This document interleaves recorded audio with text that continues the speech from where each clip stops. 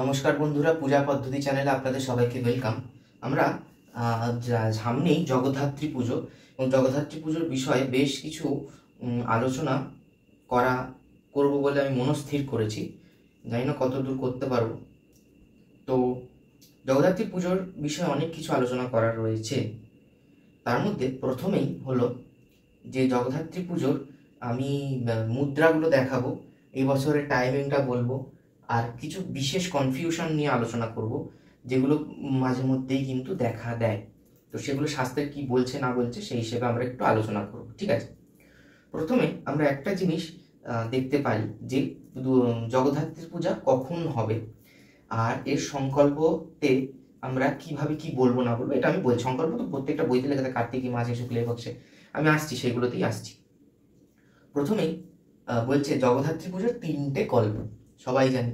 একটা হচ্ছে সপ্তম্যাদি দিনত্রয়ে, একটা হচ্ছে নবমীতে, শুক্লা নবমীতে ত্রিকালে, আর একটা হচ্ছে শুক্লা নবমীতেই এককালে পুজো, একবারে পুজো, একটা বিয়েতে কালে।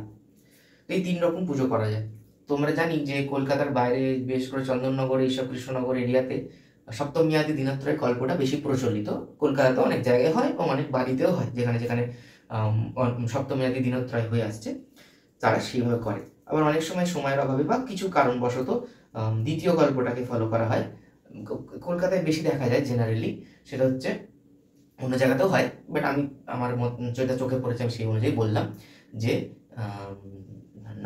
নবমী তিথিতে ত্রিকালীন পুজো, ঠিক আছে, পূর্বাহ্ন, মধ্যাহ্ন, সায়াহ্ন। আর বলছে অনেক সময় অনেকে কি করে যে নবমীতেই শুধুমাত্র পূর্বাহ্নে পুজো, এটাও কিন্তু একটা গল্প। তাহলে এই ক্ষেত্রে কি কি বলছে তো প্রমাণ আমরা একটুখানি বলি। বলছে আর হঠাৎ করে এই দিনটাই কেন নেওয়া হলো, তো বলছে অনেকের মতে এবং কিছু তন্ত্রেও উল্লেখ রয়েছে যে এই নবমী তিথিতে, কার্তিকের শুক্লপক্ষের নবমীতে দেবীর আবির্ভাব হয়েছিল। সেখানে কি বলছে, কার্তিকে শুক্লপক্ষে ভৌমবারে জগৎ প্রসূ সর্বদেব হিতার্থায় দুর্বৃত্ত প্রশমনায় চ দুর্বৃত্ত প্রশমনায় চ আরিরাসিত জগৎশান্ত্যৈ যুগাদ্যৌ পরমেশ্বরী। অর্থাৎ কার্তিক মাসের শুক্লপক্ষ, কার্তিকের শুক্লপক্ষে ভৌমবার মানে আমরা জানি মঙ্গলবার, জগৎ প্রসূহু জগদ্ধাত্রী আবির্ভূতা হন কেন, দেবতা সর্বদেব হিতার্থায় দুর্বৃত্ত প্রশমনায় চ, দেবতাদের হিতার্থে এবং দুর্বৃত্ত প্রশমন করার জন্য দেবী এই কার্তিকের শুক্লপক্ষের মঙ্গলবার নবমী তিথিতে আবির্ভাব হয়েছিল। তো সরি, নবমী তিথিটা বলেনি, সরি মাই ব্যাড, কার্তিক মাসের শুক্লপক্ষের মঙ্গলবারে আবির্ভূত হয়েছিল, এই ক্ষেত্রে নবমী তিথিটা বলা হয়নি। আচ্ছা, এবং জগৎ শান্তি যুগাদ্য, জগৎ প্লাস শান্তি, ওটা সন্ধ্যে জগৎ শান্তি হয়ে গেছে, সর্বাপচ্ছন্তি সর্বা উপশান্তি, এইরকম যেরকম ছটা অনেক সময় তালব শট অনেক সময় ছ হয়ে যায়। তো সেক্ষেত্রে এখানেও জগৎ শান্তি বলতে জগৎ শান্তি জন্য। এবার এই যে এটা বুঝতে পারলাম যে এই কার্তিক মাসের শুক্লপক্ষের মঙ্গলবারে দেবীর আবির্ভাব এবং কেন আবির্ভাব সেটাও বলা হয়েছে। এরপর বলছে এই যে পূজার যে কল্পগুলো সেগুলোতে বলছে এখানে বিভিন্ন তন্ত্রে, তার মধ্যে শক্তি সঙ্গম তন্ত্র, নিগম কল্পসার, ঠিক আছে, মায়াতন্ত্র, কাত্যায়নী তন্ত্র, বিভিন্ন তন্ত্রেই কিন্তু দেবীর প্রধান দুটি গল্প রয়েছে এবং কিছু কিছু জায়গাতে তিনটি গল্পের কথাও রয়েছে। যেমন শক্তি সঙ্গমে বলছে কার্তিকস্য শীতে পক্ষে নবম্যাম জগদীশ্বরীম ত্রিকালম এককালম বা বর্ষে বর্ষে প্রপূজয়েৎ। অর্থাৎ কার্তিকের শীতপক্ষে মানে আমরা জানি শুক্লপক্ষে সরস্বতী পুজোতে, সারস্বত উৎসবের ক্ষেত্রেও আমরা শীতপক্ষে পাই, দুর্গোৎসব তত্ত্বেও শীতপক্ষের ওয়ার্ডটার বারবার উল্লেখ পাই। তা শীত বলতে দন্তে শীত মানে শুক্লপক্ষ। কার্তিকস্য শীতে পক্ষে নবম্যাম জগদীশ্বরীম ত্রিকালম এককালম বা বর্ষে বর্ষে প্রপূজয়েৎ। অর্থাৎ কার্তিকের শুক্লপক্ষের নবমীতে জগদীশ্বরীর অর্থাৎ জগদ্ধাত্রীর পূজা করতে হবে প্রত্যেক বছর, বর্ষে বর্ষে প্রত্যেক বছর, ত্রিকালে বা এককাল, ত্রিকালম এককালম বা ত্রিকালে অথবা এককালীন পুজো করতে হবে। কিন্তু এখানে দিনত্রয়ের কথাটা এই ক্ষেত্রে পাওয়া গেল না, এটা শক্তি সঙ্গম তন্ত্র। মায়াতন্ত্রে আবার বলছে যে প্রপূজয়েৎ জগদ্ধাত্রীম কার্তিকে শুক্লপক্ষে দীনোদয়ে চ মধ্যাহ্নে সাহায্যে নবমে নহি। অর্থাৎ এখানে বলছে দিনে কার্তিক প্রপূজায় জগদ্ধাত্রী কার্তিকের শুক্লপক্ষে নবমে নহি, নবমীতে করতে হবে। কিরম ভাবে? দিনের উদয়ে, দিনোদয়ে, দিনদ্বয়ে নয় কিন্তু, দুটো দিন বলছে না, দিনদ্বয়ে, দিন উদয়ে, দিনোদয়ে, ঠিক আছে, দিনোদয়ে, দিন উদয়ে, অর্থাৎ দিনের উদয় মানে পূর্বাহ্নে, মধ্যাহ্নে, সাহায্যে নবমে নহি, সাহায্যে অর্থাৎ অপরাহ্নে। তাহলে এই 3 বেলা পুজো করতে বলছে, 3 কালে পুজো করতে বলছে, ঠিক আছে। আবার বলছে কার্তিকো অমলপক্ষস্য ত্রেতাদৌ নবমে নহি পূজয়েন্ডাং জগদ্ধাত্রীং সিংহপুষ্ঠে নিষূদিনীম। এখানেও একই কথাই বলছে, শুক্লপক্ষে নবমী তিথিতে সিংহবাহিনী জগদ্ধাত্রীর পূজা করতে হয়। এবার এখানে এতগুলোর মধ্যে কোথাও আমরা কিন্তু 3 দিনের পুজোর কথা পেলাম না। সেটা বলছে নিগম কল্পসারে। নিগম কল্পসারে বলছে সপ্তম্যাদি নবম্যান্তং পূজা কালম ইতিরিতম ত্রিদিনে ত্রিবিধ পূজা দশম্যাঞ্চ বিসর্জয়েত। অর্থাৎ সপ্তম্যাদি নবম্যান্তং, সপ্তম্যাদি সপ্তমী থেকে শুরু করে স্টার্টিং ফ্রম শুক্লা সপ্তমী, নবম্যান্তং টিল নবমী, পূজা কালম ইতিরিতম এটাই পূজাকাল, ইতিরিতম এটাই রীতি, ত্রিদিনে ত্রিবিধ পূজা 3 দিনে 3 রকমের 3 বিধ পূজা, দশম্যাঞ্চ বিসর্জয়েত দশমীতে বিসর্জন করতে হবে। এইভাবে বিসর্জনের দিনগুলো কিন্তু আমাদের শাস্ত্রে বলা রয়েছে, দুর্গার ক্ষেত্রে বলা রয়েছে বারবার দশমীতে বিসর্জন করতে, এখানেও বলছে। কিন্তু আমরা তো এখন মানে আমাদের কবে বিসর্জন হবে সেটা তো অন্য কেউ ডিসাইড করে দেয়, আমরা আর শাস্ত্র অনুযায়ী করি না, অন্য কিছুভাবে করি, যাই হোক সেগুলো এখানে আলোচ্য বিষয় নয়। এবার বলছে যে 3 কালীন পুজোর আমরা উল্লেখ পেলাম, 1 কালীন পুজোর উল্লেখ পেলাম, 3 দিনে কিভাবে 3 দিনের সপ্তমী আদি দিনত্রয় পুজোর একটা উল্লেখ পেলাম। এবার এই যে 3 দিনের পুজোতে প্রথম এরকম উল্লেখ অনেক জায়গাতে পাওয়া যায় যে প্রথমে অর্থাৎ পূর্বাহ্নের পুজোটা হবে সাত্বিক, মধ্যাহ্নের পুজোটা হবে রাজসিক এবং সায়াহ্ন বা অপরাহ্নের পুজোটা হবে তামসিক। এটারও তো একটা প্রমাণ চাই। তো সেখানে জগদ্ধাত্রী কল্পসূত্রমে বলছে প্রাতে চ সাত্বিকী পূজা মধ্যাহ্নে রাজসী তথা সায়াহ্নে তামসী পূজা মহাপূজা প্রকীর্তিতা জগদ্ধাত্রী কল্পসূত্রম। তাহলে এখানে 3 রকমের পূজা কথা বলছে। প্রাতে চ সাত্বিকী পূজা, প্রাতে মানে পূর্বাহ্নে সাত্বিকী পূজা, মধ্যাহ্নে রাজসী তথা মধ্যাহ্নে রাজসিক ভাবে পুজো করতে হবে, সায়াহ্নে তামসী পূজা সায়ংকালের পূজাটা তামসী ভাবে করতে হবে, মহাপূজা প্রকীর্তিতা এইভাবেই মহাপূজা করতে হবে। এখানে কিন্তু ওই স্মার্ত মহাপূজার মতো হোম পূজা বলিদান এইভাবে ওইটা ওরম নয়, কিন্তু স্নান স্নাপনা পূজা না হোম বলিদান, এটাও মহাপূজা, মানে ওটা হচ্ছে স্মৃতির ক্ষেত্রে ওইভাবে মহাপূজার ডিফিনিশন দেওয়া হয়েছে, তাই বলে এইটাও মহাপূজা। কিন্তু এখানে মহাস্নান, তাই বলে আবার জগদ্ধাত্রী পুজোর লাফালাফি, এই তো মহাপূজার উল্লেখ পাওয়া গেছে, আমি এক্ষুনি পুরো সুক্ত পাঠ করে একটা বিরাট বড় একটা ঘটনা ঘটিয়ে ফেলবো, যুগান্তকারী ঘটনা। জগদ্ধাত্রী পুজো মহাস্নান আমাদের পাড়ায় হতো আগে, সরি আমাদের পাড়ায় না, কোথায় একটা হতো, বেশ কোথায় একটা হতো দেখেছি, জগদ্ধাত্রী পূজায় মহাস্নান, তারা বলছে আমাদের কুলাচার। এখন তো যে যার পাচ্ছে কুলাচার। মানে অনেক কথা মনে পড়ে এইসব কথা বললে, ভিডিওর লেন্থ বড় হয়ে যায়, একটা ছোট করে বলছি। একটা ক্ষেত্রে দেখেছিলাম ছোটবেলায় একজনের বাড়িতে দুর্গাপুজো হতো, তাদের ল্যাংচা লেডিগিনি 2 রকমের মিষ্টি এনেছিল। তো এবার দোকান মানে যে মিষ্টি বিক্রি করতে এসেছিল সে জোর করে লেডিগিনিটা দেবে, আর যে মানে বাড়ির লোক সে তার ইচ্ছে সে ল্যাংচা কিনবে। এবার কিছুতেই শুনছে না, তো লাস্টে বাধ্য হয়ে বলছে যে আমাদের বাড়ির নিয়ম ল্যাংচা কিনতে হয়। কারণ এইটা বলার পর আর মিষ্টির গোলাটা আর কোনো রিপ্লাই দিতে পারবে না, পুরো মুখ বন্ধ হয়ে যাবে আমার বাড়ির নিয়ম এটা বললে। তো এখনো লোকজন সেটা ইউজ করছে আর কি, আমার যা ইচ্ছে তাই আমি করছি, কালী পুজোয় মহাস্নান করছি, অধিবাস করছি, সূত্রবেষ্টন করছি, চক্ষুদান করছি, ঠিক আছে, যা পারছে করছে, ভুরাসি ভূমিরাস্য দিয়ে অধিবাস করছে, তারপরে এরকম যা তা করছে আর কি। দুর্গা পুজোয় আপনার মানে যেগুলো দরকার নেই অপ্রয়োজনীয় জিনিস সেগুলো করছে, যেগুলো করার দরকার সেগুলো বাদ দিয়ে দিচ্ছে, দিয়ে বলছে যে এটা আমার কুলাচার। মনসা পুজোতে মহাস্নান, ঠিক আছে, তারপরে আরো আছে, এগুলো যাই হোক, এগুলো আমার আজকের ভিডিও টপিক নয়। তো এরকম আর কি, জগদ্ধাত্রী পুজোতে মহাপূজা ওয়ার্ডটার উল্লেখ পেয়ে অনেকে এক্ষুনি মহাপুজোর করার একটা বলে, এইখানে মহাপূজা মানে সেটা বলছে না।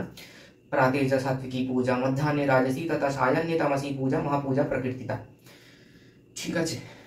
আচ্ছা, এইবার এখানে যে তিথির ক্ষেত্রে বলছে যে নবমী আমাদের পাড়াতে একবার হয়েছিল, এটা আমাদের পাড়ার ঘটনা। সেটা হচ্ছে নবমী শেষ হয়ে যাচ্ছিল খুব সকাল সকাল, তারা রাত্রি 2:30টার সময় দেখছি যে কী সব পুজো আরম্ভ করেছে। আমি ঘুমোতে মাইকে মন্ত্র বলে, তো রাত্রি 2:30টার সময় আমি তো অবাক যে কী হচ্ছে হঠাৎ করে। মানে ওরা নাচ গান করে, ফাংশন করে, কিন্তু রাত্রি 2:30টার সময়তেও করে না, যাই হোক 12টার মধ্যে শেষ করে। কিন্তু যদিও থানা থেকে পারমিশন দেয় 10টা, টাকা পয়সা দিয়ে করে 12টা অব্দি, যাই হোক সেটা আলাদা কথা। কিন্তু ব্যাপারটা হচ্ছে পুজো শুরু করে দিয়েছে হঠাৎ করে, মন্ত্র বলছে। রাত্রি 2:30টার সময় কি পুজো করছে, কালী পুজো নাকি? তিথি সংক্ষেপ হলেও তো সূর্যাস্তের ওই একটা ক্যালকুলেশন আছে, কিছুক্ষণ আগে বসতে পারা যায়, কিন্তু ব্রাহ্ম মুহূর্ত ফুর্ত যে ক্যালকুলেশন, রৌদ্র মুহূর্ত, তো বাট এইখানে রাত্রি 2:30টার সময় তো কোনো মতেই, তাও আবার জগদ্ধাত্রী পুজোতে তো এরকম তিথি স্বল্পতার কোনো কথা নেই। দুর্গা পুজো হলে নয় মানতাম, বা অন্যান্য কিছু কিছু পুজোতে মানা যায়। তারপর শুনছি যে বলছে আমার মা গেছিল, তো বলছে যে না এবারে নবমী খুব তাড়াতাড়ি শেষ হয়ে যাচ্ছে, তো তাই 3টে পুজোই তার এরা করে, যেটা হচ্ছে ত্রিকালীন পুজো।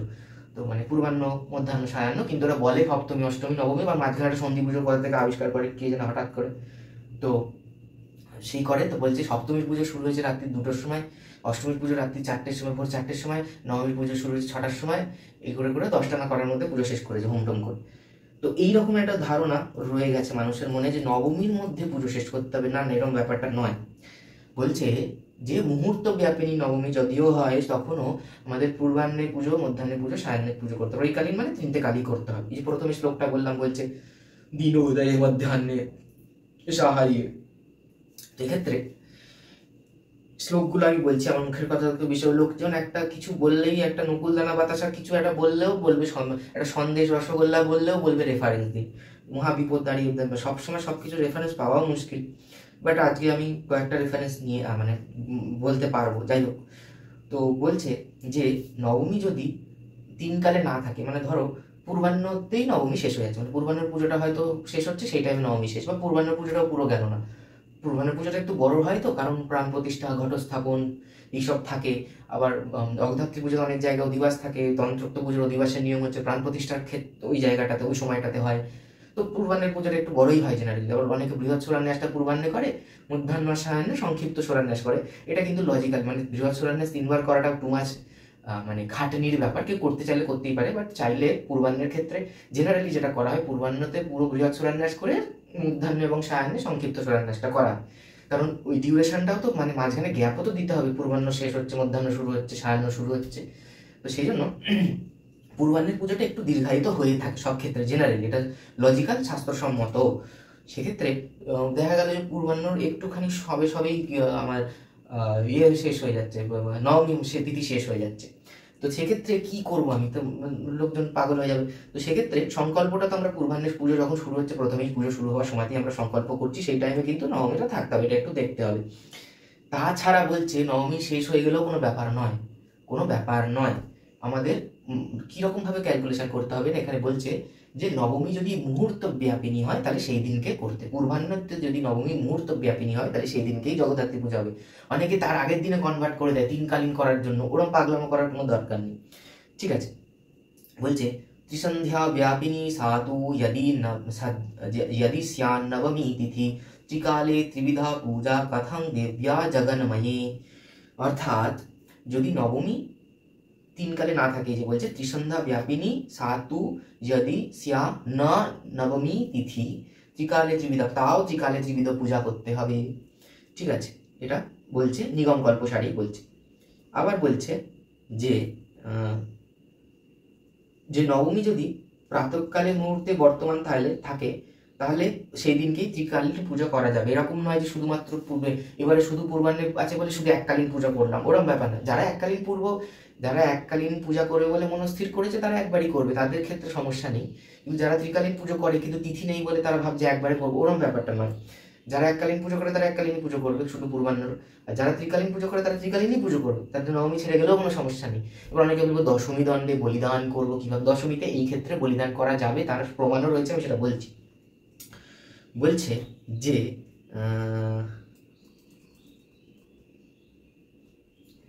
सा प्रात्यापिनी यत्र वासरे नवमी तिथि त्रिसन्ध्यां पूजयेत् तत् पूजयेत् तत्र वासरे जगदम्बिका मुहूर्तव्यापिनी चापि तत्ग्राह्य त्रिलोचना एककाले त्रिधा पूजां साधको नैव कारयेत्।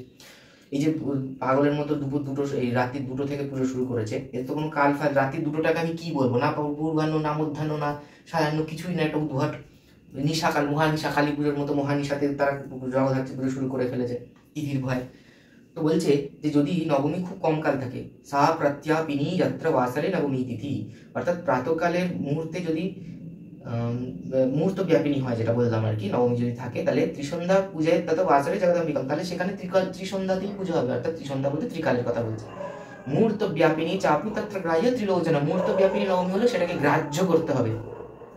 এককালে ত্রিধা পূজা সাধক নৈব কারয়েৎ, এককালে ত্রিধা পূজা, এককালের মধ্যে তিনবার পূজা, নৈব সাধক নৈব কারয়েৎ, কখনো করবে না।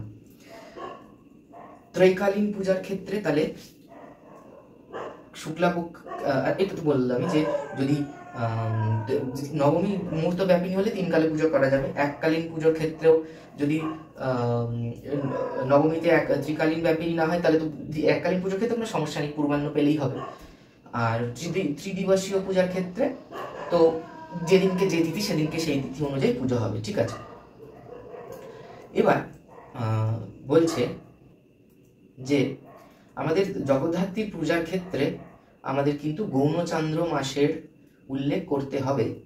এক হচ্ছে দেবীর আবির্ভাব তিথি, এইটা অনুযায়ী যে জন্মতিথি কৃত্য, যদিও আমরা সেইভাবে যে জগদ্ধাত্রী পুজো তন্ত্রোক্তমতেই করা, ওইরকম ভাব নিয়ে কেউ করে না, কিন্তু এই যেখানে বলছে না যে শুক্লপক্ষ এবং গৌণচন্দ্র মাসের ক্ষেত্রে কার্তিক মাসের যে কথা যেটা বলা হচ্ছে বারবার ধরে, কার্তিকস্য শীতেই পক্ষে, এইটা কিন্তু নবম্যাম জগদীশ্বরীম ত্রিকালম এককালম বাবা শিবা শিবার পূজায় সত্যি সঙ্গমে যেটা বলছে, এটা কিন্তু গৌণচন্দ্র কার্তিকের কথা বলা হচ্ছে, তাই জন্য আমরা গৌণচন্দ্র উল্লেখ করব।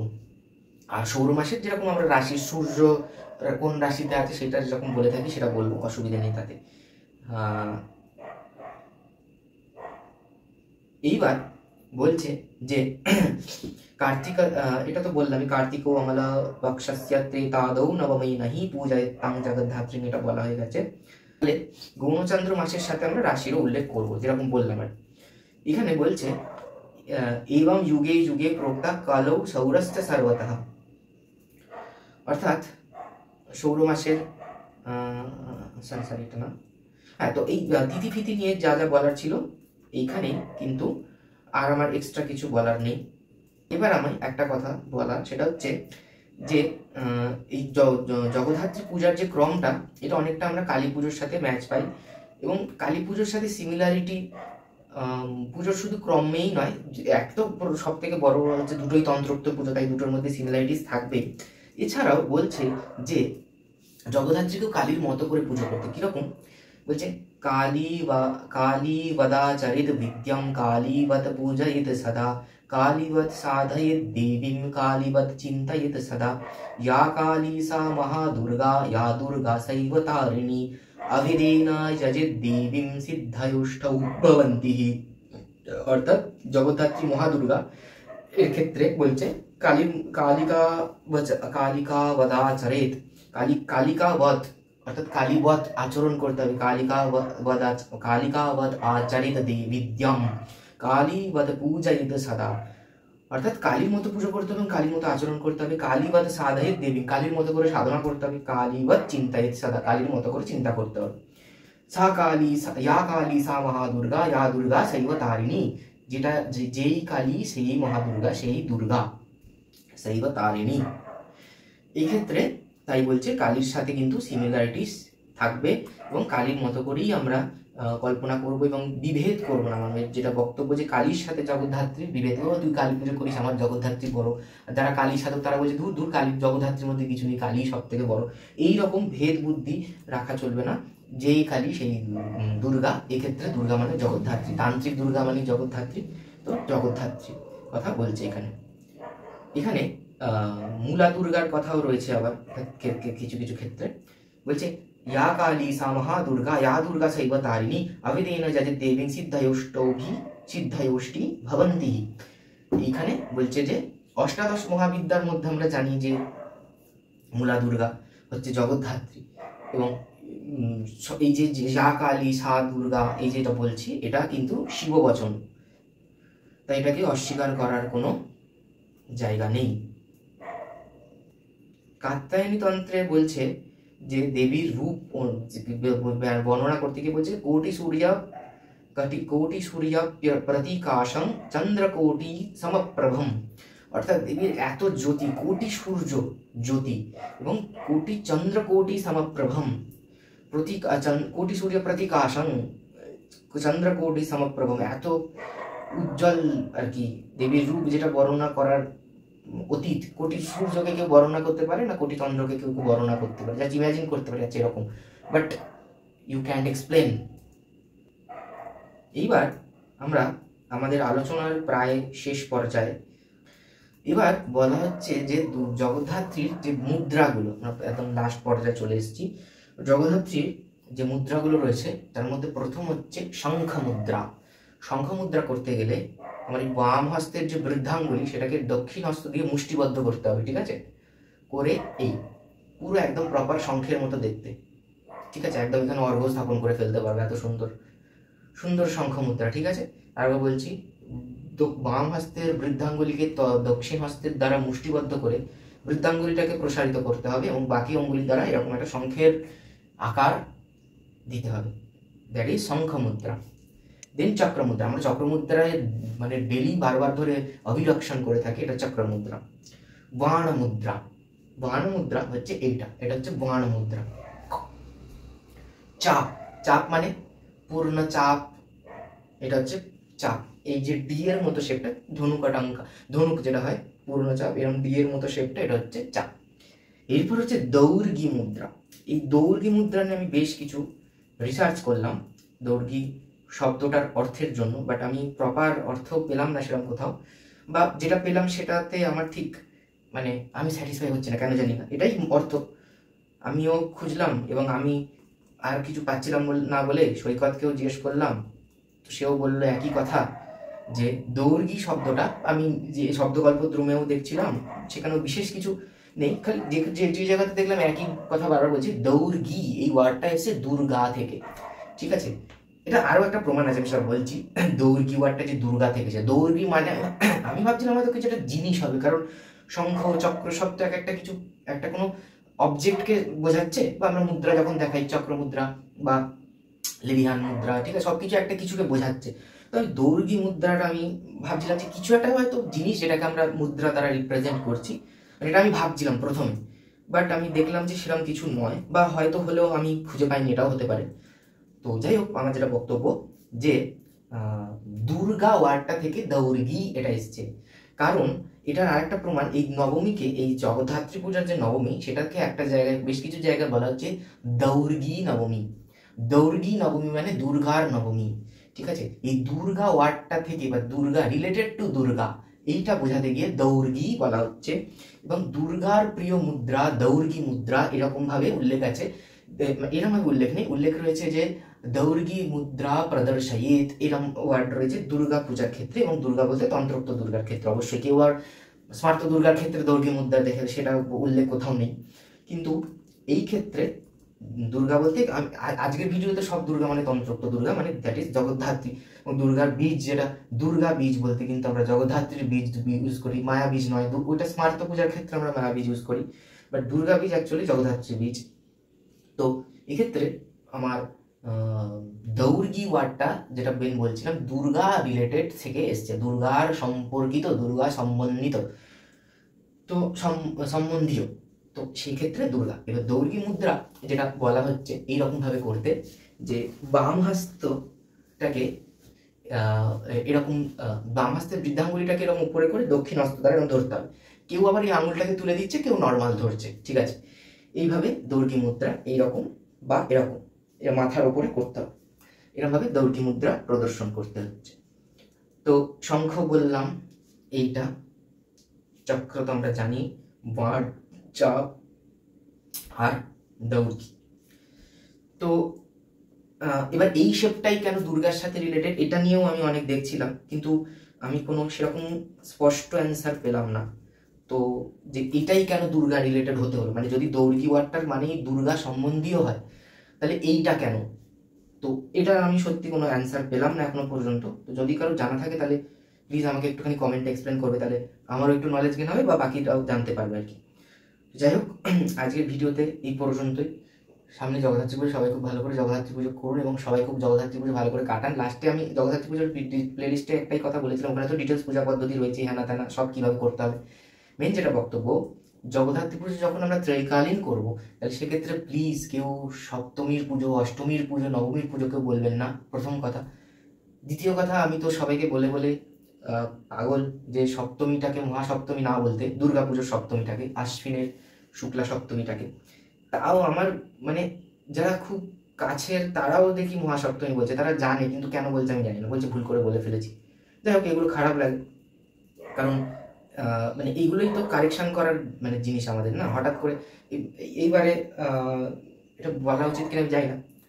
বেলুর মাঠেও প্রথমে নির্ঘণ্ট পাবলিশ হয়েছিল মহাসপ্তমীর টাইমিং দিয়ে, তারপর সুকান্ত দা কমেন্ট করে ওটাকে মহারাজ কারেকশন করে দিয়েছে, তাতে সমস্যা নেই। কিন্তু প্রথম আসলে এগুলো সবসময় মহারাজজি যে বসে বসে টাইপ করছে এরমটা না, কেউ হয়তো টাইপ করে দিয়েছে। লাইভেও অনেক সময় দেখা যায় যে মহাসপ্তমী সন্ধ্যা আরাত্রিক, বাট যে লাইভটা পোস্ট করছে সে হয়তো মহারাজ নিজে সবসময় যে টাইপ করছে এরকম ব্যাপারটা নয়। কিন্তু যাই হোক, বলার পর সঙ্গে সঙ্গে মহারাজ কারেকশন করে দিয়েছেন। তো এইগুলো আমাদেরও কিন্তু কারেকশন করতে হবে, মিস্টেক হতেই পারে, মানুষ মাত্রই ভুল হবে, ভুল না হলে আমরা মানুষ আর থাকলাম কোথায়, কিন্তু সেটা কারেকশন করতে হবে। তো যাই হোক, সপ্তমী অষ্টমী নবমীর পুজো ত্রৈকালীন পুজোর মধ্যে কেউ না, সবসময় নবমীর মধ্যে পুজো করছি, তো কোথা থেকে সপ্তমী এলো, কোথা থেকে অষ্টমী এলো, কোথা থেকে নবমী এলো, ভুলভাল। তারপর সন্ধি পুজো, রে বাপরে, জগদ্ধাত্রী পুজোয় কোথা থেকে যে সন্ধি পুজো, কালী পুজোতেও লোকজন সন্ধি পুজো করছে আজকাল, ওই 108 দীপমালিকা মানেই হচ্ছে সন্ধি পুজো। এর বাইরে আর মানুষ বেরোতে পারবে না, যাই না, মায়ের ইচ্ছে হলে পারবে, আমি বক করে লাভ নেই, মায়ের ইচ্ছে যতক্ষণ না হবে এগুলো হবে না। যাই হোক, তো আমার মানে এটা রিকোয়েস্ট যে এইগুলো একটুখানি কারেকশন করতে হবে, যে কালী পুজোয় সন্ধি পুজো হয় না, জগদ্ধাত্রী পুজোয় সন্ধি পুজো হয় না, ঠিক আছে। আমাদের জগদ্ধাত্রী পুজোতে সপ্তমী অষ্টমী নবমী ত্রৈকালীন পুজোর মধ্যে হয় না। যদি 3 দিন দিনত্রয়, সপ্তমী আদি দিনত্রয় হয় তাহলে সেটা হতে পারে, বাট সপ্তমী আদি দিনত্রয় না করে যদি নবমীতে ত্রৈকালীন করি, তাহলে সেক্ষেত্রে পূর্বাহ্ন পুজো, মধ্যাহ্ন পুজো, সায়াহ্ন পুজো বা অপরাহ্ন পুজো, বা সাত্ত্বিক পুজো, রাজস্বিক পুজো, তামসিক পুজো। এবার এখানে একটা গল্প রয়েছে, মানে যে দুটো জিনিস বলবো। যারা অভিষিক্ত ব্যক্তি তাদের 3টে কালের পুজোর 3টে আলাদা ধ্যান রয়েছে, ঠিক আছে। সাত্ত্বিক পূজার আলাদা ধ্যান, রাজস্বিক পূজার আলাদা ধ্যান, অপরাহ্ন পূজা বা সায়াহ্ন পূজার আলাদা ধ্যান, 3টে আলাদা রূপ। কিন্তু যারা অনভিষিক্ত ব্যক্তি তাদের কিন্তু প্রথমে পূর্বাহ্ন, মানে আমাদের যেটা রয়েছে নর্মাল যে জগদ্ধাত্রীর যে ধ্যান, সেটা দিয়েই পুজো করবো, সেখানে কিন্তু কোনো বিভেদ হবে না, ঠিক আছে। যারা অভিষিক্ত তারা অলরেডি জানে, আমার ভিডিও দেখে তারা করবে না, তারা অলরেডি জানে যে জগদ্ধাত্রী পূজার ক্ষেত্রে কিন্তু 3টে কালের 3টে আলাদা ধ্যান হয়, অনলি ফর অভিষিক্ত ব্যক্তিস। আদার ব্যক্তিস আর ফলোয়িং দ্য সেম ধ্যানস। তো এক্ষেত্রে ধ্যানগুলো আমি ইচ্ছে করেই বললাম না, ওগুলো বলার কথাও নয়, মানে ইচ্ছে করে বললাম না, ওগুলো বলার কথাই নয়। এটা একটা গেল। আর দ্বিতীয় কথা, সাত্ত্বিকী রাজস্বিক তামসিক ক্ষেত্রে বলছি যে পূর্বাহ্নের পুজোটা আমরা সাত্ত্বিকীভাবেই করবো, সেখানে আমরা নিরামিষ ভোগ দেবো এবং সাদা সাদা টাইপের ভোগ দেবো। সরস্বতীকে যে টাইপের ভোগ দিই আমরা, সাত্ত্বিক, ঘি বেশি থাকবে, সাদা সাদা রং, সাদা ভাত দেবো, ঠিক আছে। তরকারিগুলোতে হলুদ ফলুদ মশলা ফসলা কম দেবো, তাই বলে একদম রুগীর ঝোল নয়, রুগীর ঝোল দিলেও সমস্যা নেই, সেদ্ধ মানে সবজি সেদ্ধটাও সাত্ত্বিকী ভোগের মধ্যেই পড়ে, সেদ্ধ বেশি করে দেবো, তেল মশলা কম দেবো, ঠিক আছে। তাই বলে অখাদ্য নয়, মোটামুটি খাওয়া যায়। পায়েস দেবো, পায়েস সব থেকে বেশি সাত্ত্বিক ভোগের মধ্যে পড়ে, তো অপরমান্য। এছাড়া সাদা রঙের পুষ্প দিয়ে পুজো করবো, সাদা ফুল দেবো, সাদা মালা পরাবো, ঠিক আছে। তো এইগুলো, তাই বলে যন্ত্রপুষ্প বাদ দিয়ে দিতে বলছি না, আবার এক্ষুনি লোকজন ঝামেলা করবে। কিন্তু সাত্ত্বিকী পূজা মানে সব কিছুর মধ্যে একটা সাত্ত্বিক ভাব থাকবে, আর এমনি পূর্বাহ্নর এমনি সাত্ত্বিক ভাব থাকে একটা। মধ্যাহ্নে যখন পুজো করবো তখন রাজস্বিক ভাব থাকবে, লাল লাল জিনিসপত্র ইউজ করবো, ঠিক আছে। হালকা মশলা একটু বেশি হবে, ভাজা টাজা জিনিস দেবো, ঠিক আছে, এগুলো থাকবে ভোগের ক্ষেত্রে। আর পূজাতেও জবা টবা ইউজ করবো, বা গোলাপি, বা একটু কালারটা আস্তে আস্তে ডিপ হতে লাল রঙের জিনিসপত্র ইউজ করবো, ঠিক আছে। শাড়িটাও যখন দেবো লাল টকটকে লাল বেনারসি বা লাল রঙে দেওয়া যেতে পারে, সকালেরটা একটু হালকা কালার থাকবে। আর যখন সায়ংকালে পুজো করবো তখন সায়ংকালে সত্যিই কিন্তু পুজোর মনের মধ্যে ভাবটা অত সাত্ত্বিক ভাব থাকে না। যারা দেরি করে পুজো করে তারা বুঝতে পারবে যে ভোরবেলা পুজো করার যে মজাটা, এই মজাটা আমি বলছি সাত্ত্বিক ক্ষেত্রে, সেটা কিন্তু যারা বেলা করে 3টে অবধি পুজো করে তারা জীবনে বুঝতে পারবে না। ভোরবেলার একটা আলাদাই আমেজ থাকে, তো সেটা যখন আমরা সায়ংকালে পুজো করবো তখন আমরা অপরাজিতা একটু কালচে বা নীল ডিপ কালারের দিকে আসবো, অপরাজিতা আরও যা এই ধরনের ডিপ, এখন তো প্রচুর কালারের ফুল হয়, সেই ডিপ ডিপ কালারের যে ফুলগুলো, ঠিক আছে। শাড়িটাও একটুখানি তামসিক কালারের হবে, ভোগটাও প্রচুর মাছ মাংস এবং সব একদম রিচ, প্রচুর তেল মশলা দিয়ে রান্না করতে হবে। বাট রান্না করতে হবে আমি ওরমভাবে বলছি না, মানে ওরম টাইপের হবে আর কি জিনিসটা। এই গেল। আর এবার অনেকে আমাকে বলবে যে অনেক জায়গাতে এটা ফলো করা হয় না, সেটা হয় না তাদের ব্যাপার, কিন্তু এখানে যে আমি এটা বললাম যে শ্লোকটা বললাম, সেখানে কিন্তু স্পষ্ট করে বলছে যে এবার অনেকেই বলছে 3 বেলাই আমরা 3টে পুজোতেই আমরা আমিষ ভোগ দেবো। এবার দেখো যাতে চলে আসছে আমি তো হঠাৎ করে বারণ করতে পারবো না অবশ্যই, কিন্তু এখানে যেটা বলছে প্রাতে চা সাত্বিকী পূজা মধ্যাহ্নে রাজসী তথা সায়াহ্নে তামসী পূজা মহাপূজা প্রকৃতিতা। তাহলে প্রাতকালে সাত্বিকী পূজার মধ্যে কিন্তু পুজোটার উপাচার থেকে শুরু করে পুজোর ভাব থেকে শুরু করে সবকিছুর মধ্যে অ্যাটমসফিয়ার থেকে শুরু করে একটা সাত্বিক ভাব থাকবে। মধ্যাহ্নে এমনি রাজস্বিক ভাব চলে আসবে গরমের মধ্যে ঘেমে চান করে। আর সায়ংকালে একটা তামসিক ভাব থাকবে এবং সেখানে ভোগ রাগটাও বেশি থাকবে। সাত্ত্বিকী এখানে একটা লজিক্যাল জিনিস রয়েছে, কি সুন্দর। সাত্ত্বিকী পূজাতে না আড়ম্বরটা কম থাকে, পূজার ভক্তিটা বেশি থাকে। ঠাকুর এই বিষয়ে বলছে যারা সাত্ত্বিক পুজো করে তাদের শুধুমাত্র পায়েস ভোগ দেয়, যারা রাজসিক করে তারা প্রচুর ভোগ দেয়, আর যারা তামসিক করে তারা আমিষ দেয় এবং সেখানে আরও অনেক রকমের থাকে। তো সেক্ষেত্রে আমরা সাত্ত্বিকী পূজাতে সময়টাও কম থাকে, ভোর ভোর পুজো করি, তো সেখানে আবার পঞ্চব্যঞ্জন যদি নাও রান্না হয়ে থাকে শুধু এক বাটি পায়েস দেবো মাকে, আড়ম্বরটা কম থাকবে, ঠিক আছে। রাজস্বিক পুজোতে তার থেকে একটু বেশি আড়ম্বর থাকবে, তামসিক পুজোতে সব থেকে বেশি আড়ম্বর থাকবে এবং বলিটাও লাস্টের রোগটাতে গিয়েই হয়, তামসিকের ক্ষেত্রে সায়ংকালেই হয় এবং সেখানে আমাদের অষ্টোত্তর শতসংখ্যক দীপমালিকা নিবেদনটাও লাস্টের ক্ষেত্রটাতেই হবে। এবার কোথাও কোথাও বলা হয়েছে যে আমি দেখলাম এখানে যে বলছিল যে দীপমালিকাটা নিবেদন করতে হবে ওই রাজসিক পূজা এবং তামসিক পূজার মাঝখানে সন্ধি পূজার মতো করে, কিন্তু এরকম কোনো উল্লেখ সেরকম যায় না, আমি খুঁজে পাইনি, নেই বলে দেবো না ডিরেক্টলি, বাট আমি খুঁজে পাইনি এখনো পর্যন্ত। কিন্তু যেটা দেখি যে ওই সায়ংকালের ওটাতেই হয়, তারপরে শেষ হোম আরতি করে। তো যাই হোক, অনেক দীর্ঘায়িত হয়ে গেল আলোচনা। নমস্কার, ভিডিওটা ভালো লাগলে অবশ্যই লাইক করবেন, আমাদের চ্যানেলটিকে অবশ্যই সাবস্ক্রাইব করবেন। নমস্কার।